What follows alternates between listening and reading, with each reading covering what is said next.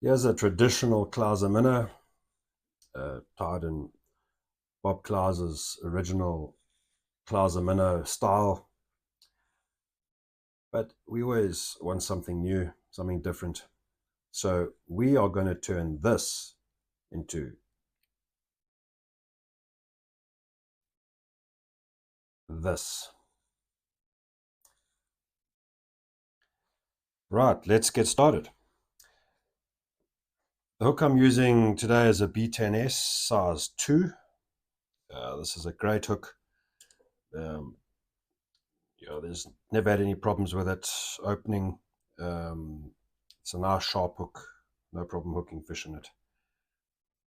Whenever I tie a fly, I always add a little bit of super glue onto the hook shank itself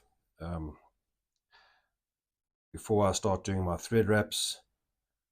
This kind of just ensures that everything stays in place and nothing moves around. And it's especially important when you're tying on dumbbell eyes. Just because dumbbell eyes have got a nasty habit of coming loose and swiveling and wasting your fishing time while you change flies. So the thread I'm using, doesn't matter what thread you use, as long as it's strong enough to tie on the dumbbell eyes. And I'm a firm believer in using a hot orange thread. I just believe it's a trigger for fish. Any sort of fluorescent color, but orange is my color of choice. The eyes I'm using are 5.5mm brass eyes. Because of the bulk of the fly, especially up front, you really want heavy eyes on this to overcome the water resistance of the extra bulk as it drops through the water column. You want to maintain that erratic jigging action that a Clouser minnow is so well known for, and which is a trigger for fish. You want to make sure that these eyes are tied on really tight. I do it in 2 sections, adding super glue between each section just to seal everything up and make sure that nothing goes anywhere. Make sure they're nice and square. Nice tight wraps.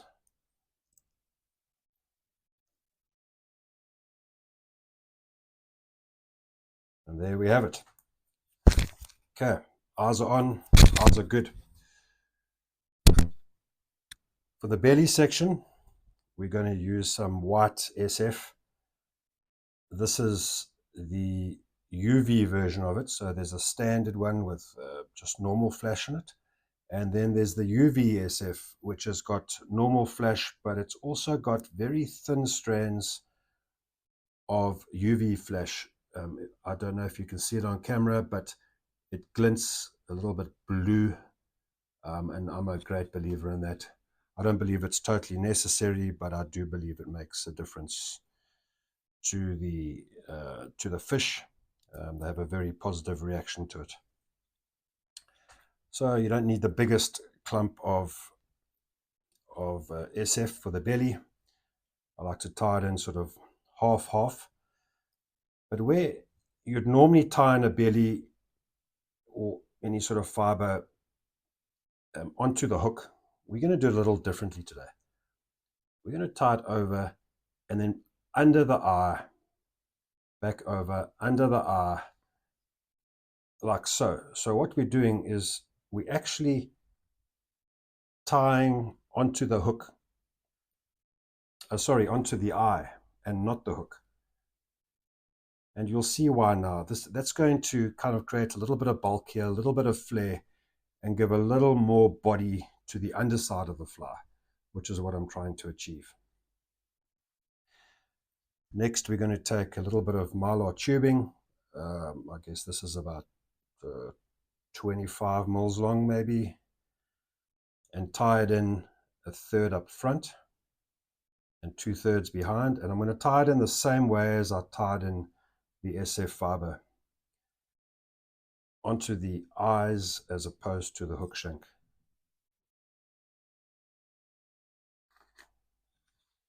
And lastly, for the belly, a little bit of hot orange UV ice dub.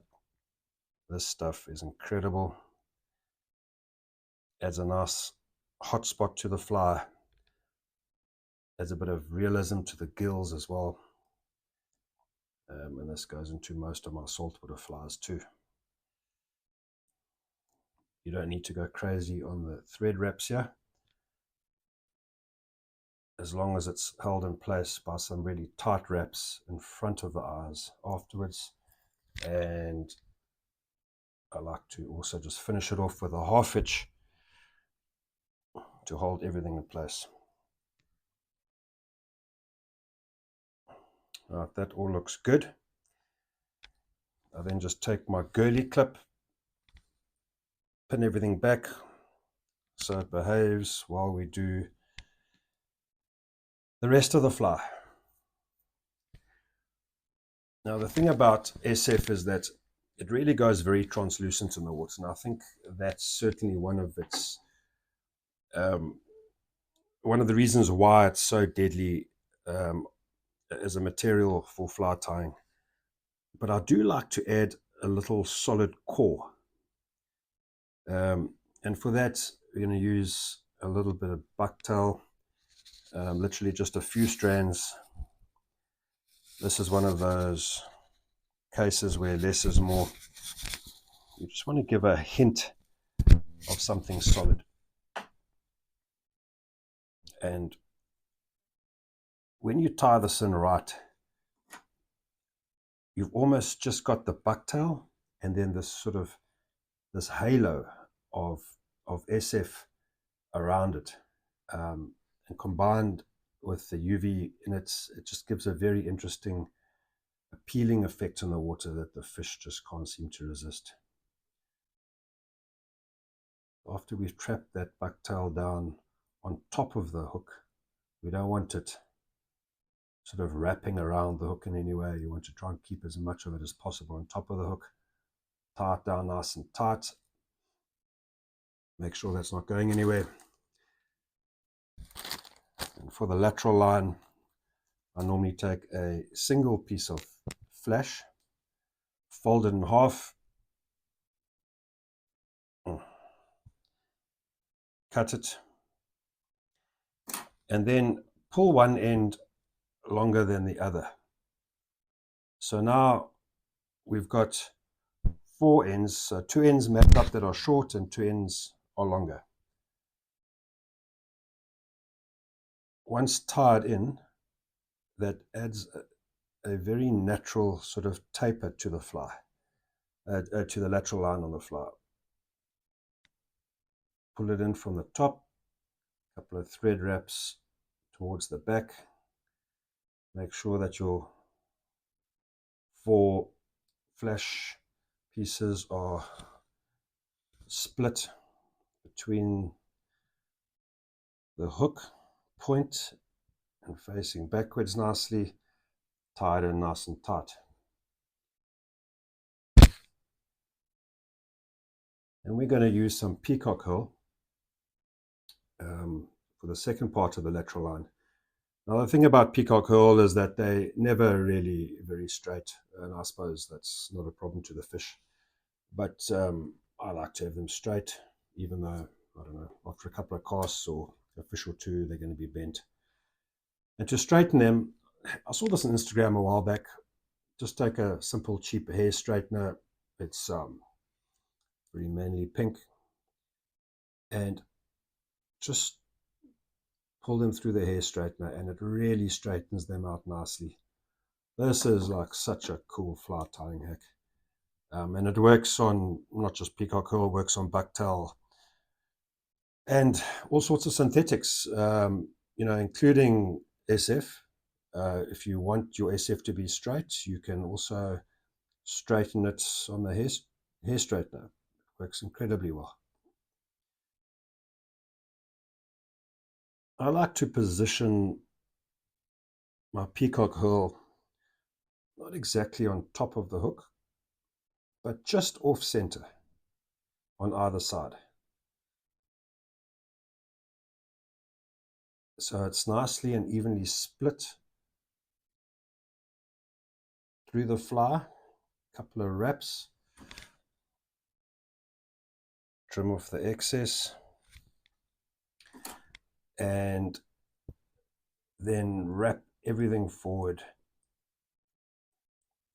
right to just behind the eye of the hook. Here I do like to just tie it off once again, and just to add a little more super glue to it. There's no harm in adding super glue sort of at any stage during the tying process. It just ensures a much more robust fly that's unlikely to fall apart on you while you're fishing.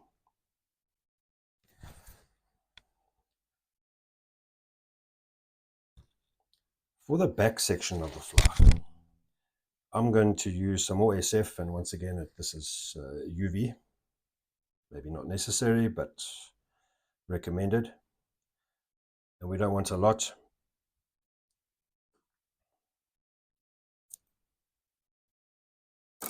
We're going to taper it, just pull out the end sections. We don't want a hard edge. Remember, there's no real sort of hard edges in nature. And when we tie it in, we're going to tie in 2/3 out the back of the fly and 1/3 out the front. 2 loose wraps. Make sure that everything is positioned on top of the hook. Pull it down tight. And then 1 or 2 really tight wraps in front of it.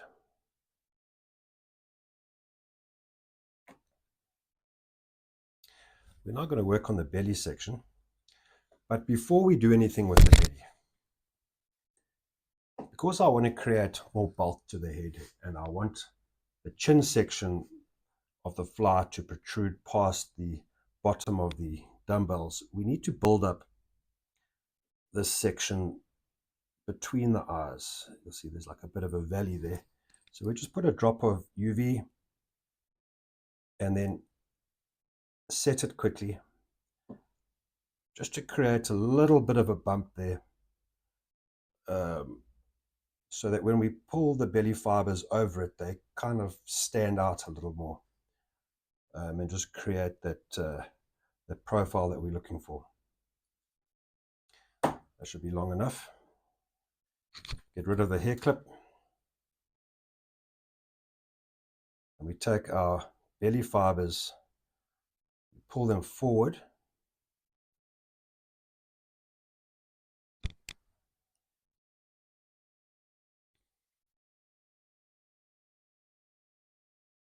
two nice tight wraps over the top of them,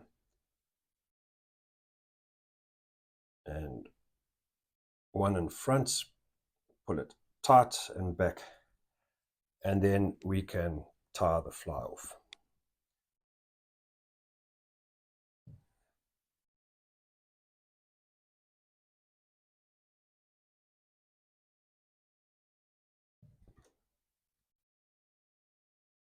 Trim off your thread.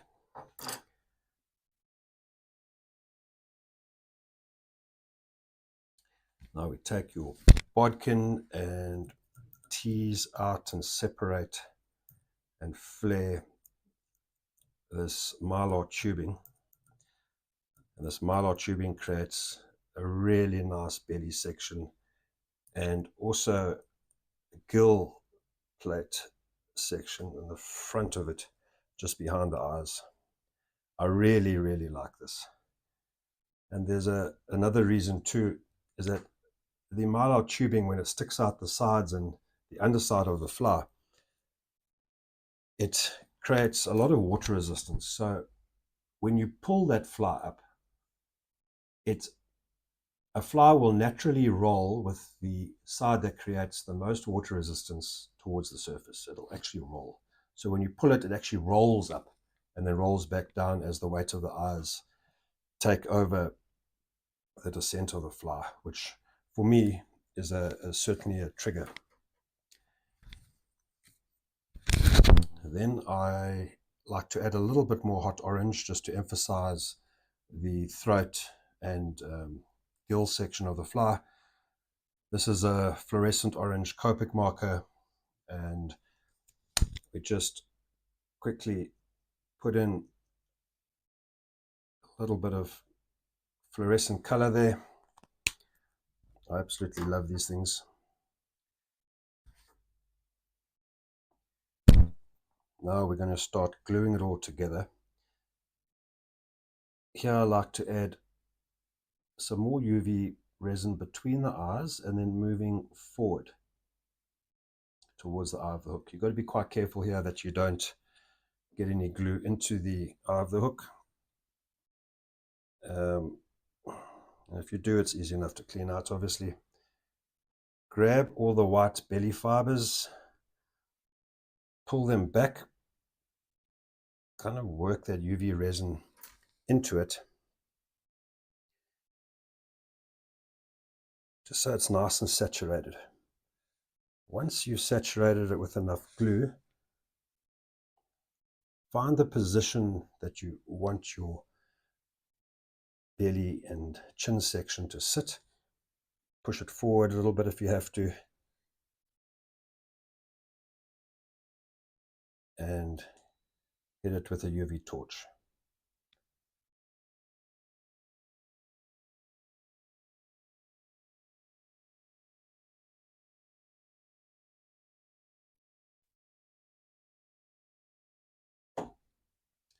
Flip the fly over, add some more UV to the thread wraps and just a little bit into the back section towards the bend of the hook, and do exactly the same thing as you did on the belly. Pull everything back, position it nicely. And that's a beautiful thing about UV glues. You've got all the time in the world to make sure that you've got everything where you want it before you start setting the glue. I think that's about right.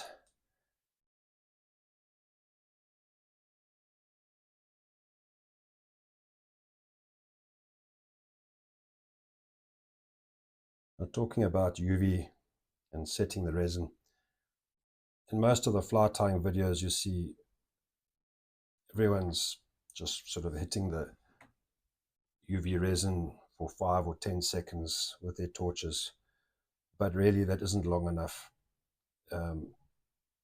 You really want this resin to set properly, and that takes a lot longer than the 5 or 10 seconds that they show in the videos.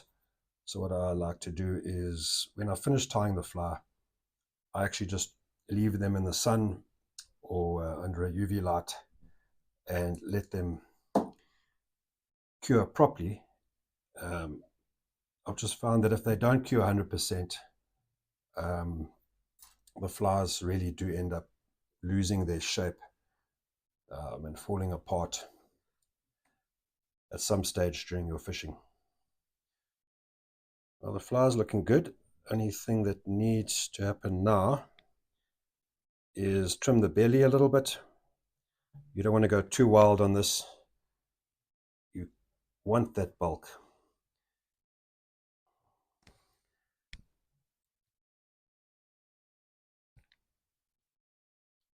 Remember to trim slowly. You can always trim more off. You can't add anything once it's gone.